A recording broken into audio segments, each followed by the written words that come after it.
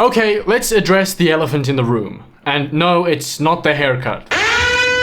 No, the elephant in the room is that despite the compilation I put out being titled Funniest Moments from Stories You Forgot, I don't actually know which stories everyone watching remembers or forgot. I'm just guessing based on my own memory, which may or may not be degraded due to early onset dementia, something that hasn't been ruled out just yet. So cut me some slack, okay? I'm only human. As hard as that might be to believe. Surely a compilation of this caliber could not be the handiwork of a mere mortal. No man born of a woman could ever hope to so effortlessly drag a clip onto a timeline. Is something I imagine many people thought while watching the compilation in question. But alas, here we are. I am but a man. And if you watch the compilation and happen to remember it all vividly, I apologize. But I have a lot to say about these so-called forgettable stories, so stick around till the end, because I especially have a few things to say about the hidden webpage. Is it a hidden gem, perhaps? Who knows? Starting with the first episode, the pigeons around here aren't real. Going into it, I was somewhat unsure about how much of the story I really remembered, because the premise of the compilation is supposed to be stories that have been forgotten, generally speaking. I really didn't want to start watching it and then suddenly have it all come flooding back to me. I'm on the Creepcast subreddit, so that's one way for me to sort of gauge which stories are talked about more or less, which ones sort of cement themselves in people's collective consciousness. But ultimately, a big part of what I have to go off is, do I remember them? You know, I thought I sort of vaguely remembered what The Pigeons Aren't Real was about, but when I started watching it again and I saw that the episode contained 2 other stories by the same author that I completely forgot existed, I realized that I honestly overestimated how much I remembered this episode. Which is honestly kind of nice, because it's almost like watching it for the first time again. And it was good too, because these were good stories. The first one was a package marked Return to Sender, which is a fun little story about God's righteous wrath coming down on a wannabe YouTuber for being cringe. Or at least that's how I interpreted it. If you saw the compilation, you should be familiar with the gist of the story. The main character's neighbor is an annoying wannabe YouTuber, but, you know, like in the somewhat innocent mid-2010s kind of way. Yeah. Our main character is tasked with taking care of his neighbor's mail while he's away. And when a large box that he dropped while carrying it into his garage starts to smell bad after a while, he opens it, only to find his neighbor's decomposing corpse inside. And when the police watch the footage on a camera that his neighbor had in the box with him to film a YouTube video, our main character realizes that he accidentally broke his neighbor's neck when he dropped the box. It's a nice story, you know, it's got a fun little twist at the end.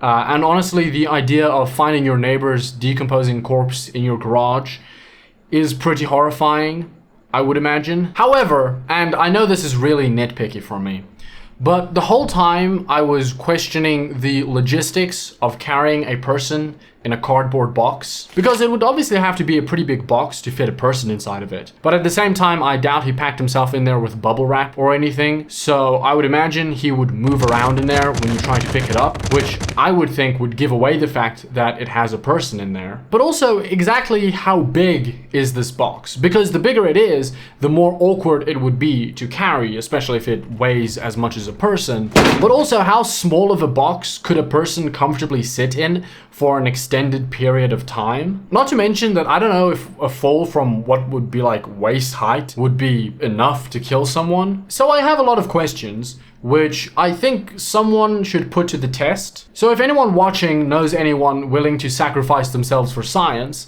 I think you should put them in a box and put it to the test, and then upload it to YouTube for the rest of us to see. Thank you in advance. Really, I just like the idea of the guy in the box doing the classic YouTuber. Oh my gosh, guys, this is so insane right now. I'm literally in the box. He has no idea that I'm in here. Huh, that's weird. But I think the story has a happy ending if you really think about it, because that guy could have been the next J Station. Today we are making Kermit the Frog drink the gay potion. To be honest, it's just kind of a shame it didn't happen to the real J Station. The next story was, the pigeons around here aren't real. Now, despite this being the titular story, I actually don't have much to say about it. other than it takes place in Toronto. Yo, Karlsky, to my words, fam. It's a pretty good story, but it hardly featured in the compilation simply because there wasn't really anything that funny that happened. But I enjoyed the story. Really, the only criticism I have is one that Hunter had that I do agree with, which is that you do see the monster at the end, or at least the main character sees the monster at the end, which I really do think with a story like this, you are better off not describing to the reader what the monster looks like. How do you feel about Slugman? Are you okay with that? No, I think that kind of to your point earlier. No, I don't think. I mean, don't get me wrong. In a movie sense or something, don't get me wrong. It's cool. Like, I mean, if I saw the thing, I'd be like, that thing rules. But in terms of like building tension and you wanted the pigeon. The horror of it. No, not even the pigeon. I think that if you're going this angle where you're not even confronting it, I think don't even look at it. I think imagine it. Hear the sounds. Like kind of like in the last video we read of like the blind woman. It's like hearing the thing and like not really knowing what it looks like is more horrifying than being like, oh yeah, his face was flattened. And don't get me wrong, it's cool, but I think to imagine something of like hearing noises of like animal noises, it was a mixture of man and animal, I think would be a little more effective in my opinion, at least for me. Because then if anything too, then when you go in and you see the eggs, you're like, what the fuck is this thing? There isn't really much else for me to say about this story. Hunter and Isaiah kind of say everything there is to say about it on Creepcast. Now onto my favorite story from that episode. It all started with a hot air balloon. Not only was this the best story, in my opinion, but it was also the one with the funniest bits. That's like the thing in like the Babadook. I would beat that kid with a fucking hammer if I was in Babadook. You know what I mean? Well, I guess that maybe they're trying to go out and find the allspark that are hid in the well out back. If you want to jack off in the loft of the barn, that's fine, but no food for you later. Uh-oh. I'll have to beating his big old donkey dick. All right, well, see what I mean? You have to go too far. I'm talking about like... Again, all I can really say is go watch the episode again. It was really such a fun story.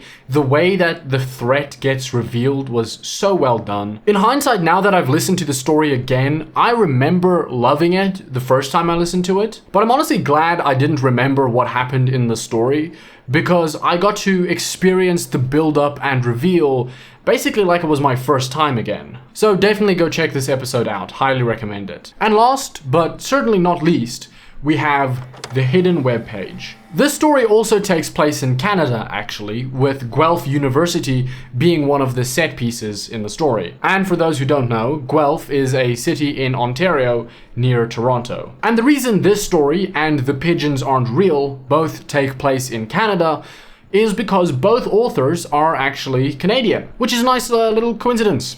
Shout out Canada. Now, speaking of the authors, if you are one of the people who do remember this story, which, judging from the comments on the compilation, it seems like there are a few of you, I guess it would have been more accurate to title the video Funniest Moments from Stories I Forgot, but I just didn't think that would make for as good a YouTube title. But if you remember this episode, or if you watched the compilation, then you might remember Isaiah complimenting the author on his good looks. I found his LinkedIn, which completely unrelated to his writing, but I have to say he is a rather attractive man. Oh, he's a looker. I'm not just coping because I said that he was attractive earlier, but he has like my complexion and long black hair. So maybe this is like a bizarro. Me and him could get along, I think. Me and Jared could be friends. I love that you slipped in that he looks like you. You're like, he's the most attractive man I've ever seen, and then you slip in. I did not. Okay, for one, that's not at all what I said. And then you're like, you know what? He looks man, and I'm like, we have similar sexiest man I've ever seen. He looks saying. just like me.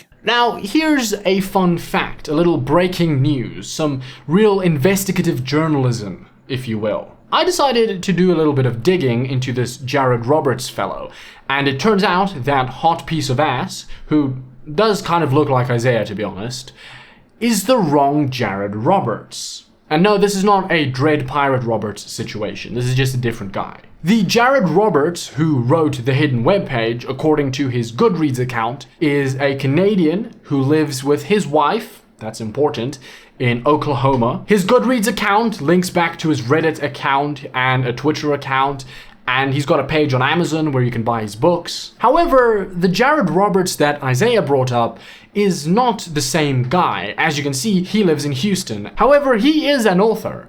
And I know he's a different author because I found his Amazon page. Jared Roberts is an author, activist, and member of the LGBTQ+ community.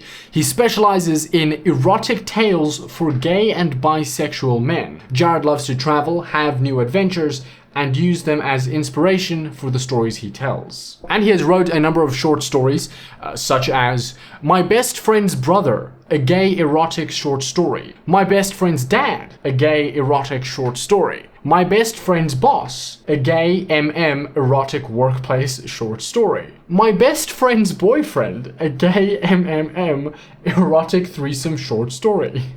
Dude, can this guy's best friend catch a break? Good lord. No one in this guy's best friend's life is safe. He's got a couple others like My Gym Buddy, a straight to gay erotic short story. Frat Boy Falls for His Gay Professor, a teacher-student romance. So, I see how Isaiah could have gotten them mixed up, but, I'm afraid that there might have been some people looking to buy a cool horror short story and might have been slightly disappointed. Although I guess, depending on who you are, maybe these also count as a horror story for you. What can I say? You thought you were clicking on a silly little Creepcast recap video, and what you got was some real hard-hitting investigative journalism, okay? So if every podcast in the world would like to have me on now, I'd appreciate that. And the thing is, the audience retention on these videos sucks ass. So if you're watching this right now, that means you are one of the very few elite Jared Roberts truthers out there. I suppose that does beg the question, is this truth consequential whatsoever?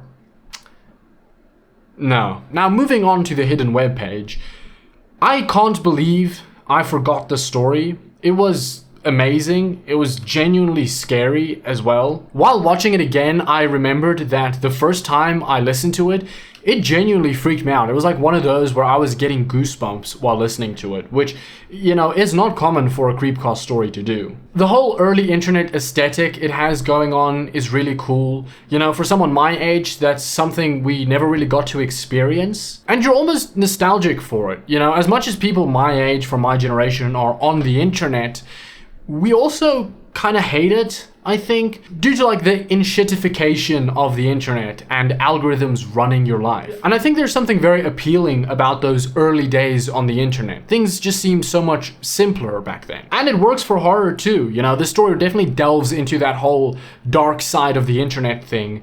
And I think it makes it supernatural in a really great way. One aspect of that is I think it's really cool the way it incorporates Y2K into it. I don't even know how many younger people know what Y2K was.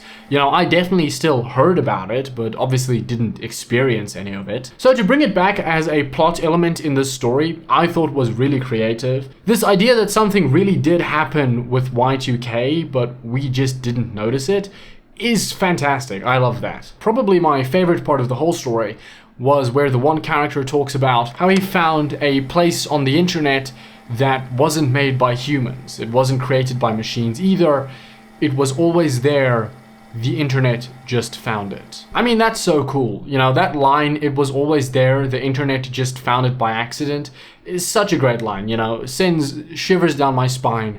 I loved it. And honestly, the part where they talk about how the Russians studied it in the Soviet Union, I actually didn't love, because I honestly thought it was elaborating on it a bit too much. With something like that, I don't want to know how it works. I don't really want some scientific explanation of it, because the more you understand it, the less scary it gets. Thankfully, I didn't think the story went too far with it. I've now gone and read some of the other stories by this author, and I'll talk a bit more about that in a minute. But I think something he actually does quite well is he doesn't really overplay his hand. He does a good job of keeping that mystery and not just explaining what happens, which I think really ruins this kind of horror story. So I really don't think it went too far with it.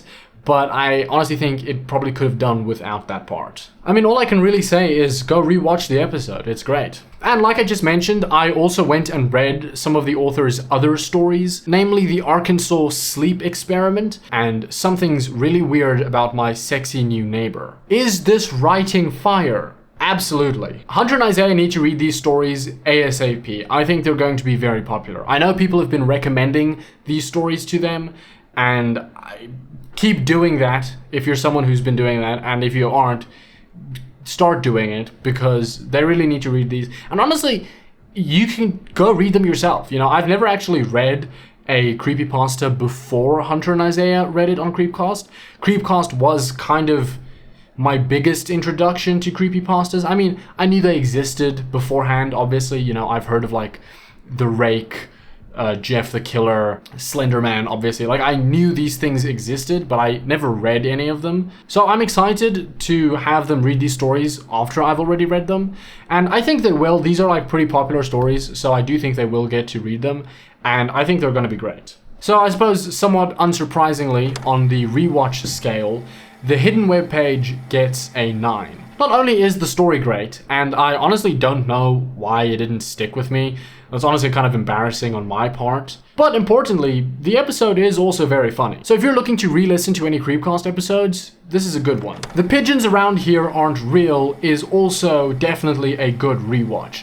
I'd say it gets an easy 8.5 on the rewatch scale. This was a fun compilation to work on. I really enjoyed it. We had some real Canadian excellence last week. I hope you enjoyed this video. I hope you checked out the compilation or rewatched the episodes, you know. They're good ones, can't go wrong with them. With that being said, keep creeping your casts. Until next time, bye.